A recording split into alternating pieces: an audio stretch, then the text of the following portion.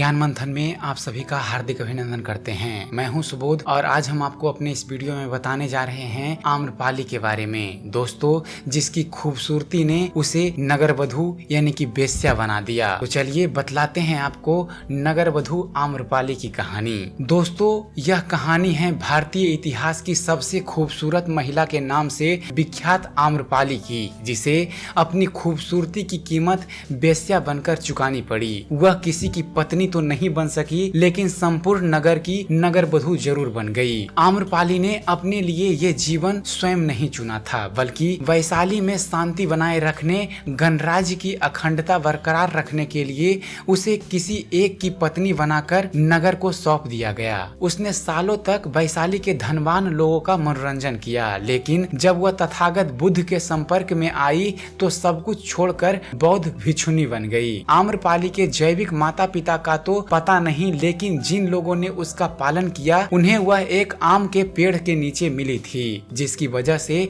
उसका नाम आम्रपाली रखा गया था। वह बहुत ही खूबसूरत थी, उसकी आंखें बड़ी बड़ी और उसका पूरा शरीर बेहद आकर्षक था। जो भी उसे देखता था वह अपनी नजरें उस पर से हटा नहीं पाता था, लेकिन उसकी यही खूबसूरती, उसका यही आकर्षण उसके लिए एक श्राप बन गया। एक आम लड़की की तरह वो भी खुशी खुशी अपना जीवन जीना चाहती थी, लेकिन ऐसा हो नहीं सका। वह अपने दर्द को कभी बयान नहीं कर पाई और अंत में वही हुआ जो उसकी नियति ने उससे करवाया। आम्रपाली जैसे जैसे बड़ी हुई उसका सौंदर्य चरम पर पहुंचता गया, जिसकी वजह से वैशाली का हर पुरुष उसे अपनी दुल्हन बनाने के लिए बेताब रहने लगा। लोगों में आम्रपाली की दीवानगी इस हद तक थी कि वो उसको पाने के लिए किसी भी हद तक जा सकते थे।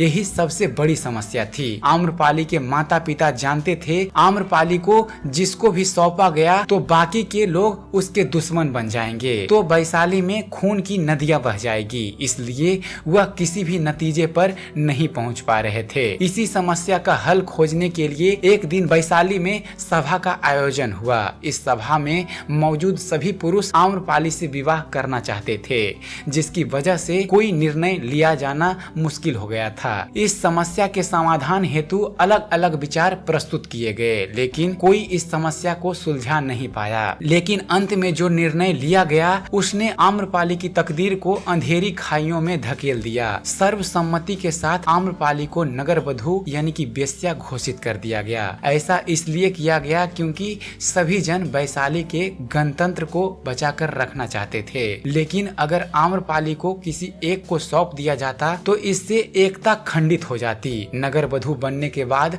हर कोई उसे पाने के लिए स्वतंत्र था। इस तरह गणतंत्र के एक निर्णय ने उसे भोग्या बनाकर छोड़ दिया। लेकिन आम्रपाली की कहानी यहीं समाप्त नहीं होती है। आम्रपाली नगर वधू बनकर सालों तक वैशाली के लोगों का मनोरंजन करती है, लेकिन जब एक दिन वो भगवान बुद्ध के संपर्क में आती है तो सब कुछ छोड़कर एक बौद्ध भिक्षुनी बन जाती है। दोस्तों, ये था आम्रपाली की नगर वधू बनने की कहानी। आम्रपाली आगे चलकर बौद्ध भिक्षुनी कैसे बनी, यह कहानी मैं अपने अगले वीडियो में बताऊंगा। तो आशा करता हूं आपको हमारा यह वीडियो पसंद आया होगा। अगर जो आपको इस चैनल पर दी गई जानकारी पसंद आती है तो हमारे चैनल को सब्सक्राइब करना ना भूलें।